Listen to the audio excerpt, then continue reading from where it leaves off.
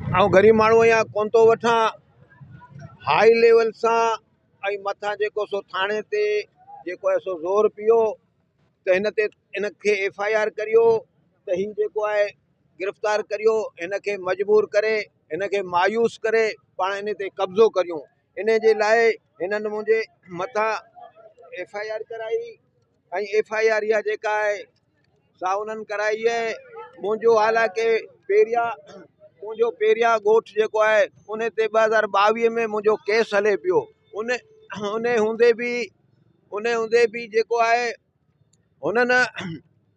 मुंहिंजे मथां FIR करे ऐं वॾियूं जेके आहिनि से उतां मथां खां कालूं आयूं कहिड़ी तरीक़े, लेकिन अल्लाह जी महिरबानी आहे, अल्लाह जो वॾो करम आहे। मुंहिंजे लाइ हुननि जेका हिमत कई, असां टे जेके आहिनि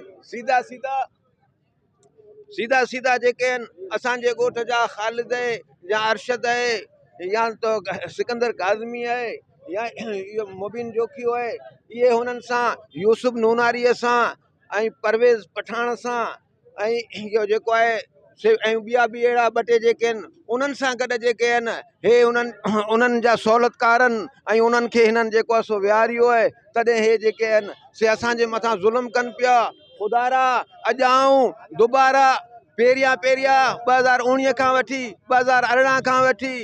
IG सिंध सां बि अपील कंदो आहियां त जेको आहे सो असांजे कराची कमिश्नर सां बि अपील कंदो आहियां, असांजे वज़ीर आज़म सां बि अपील कंदो आहियां,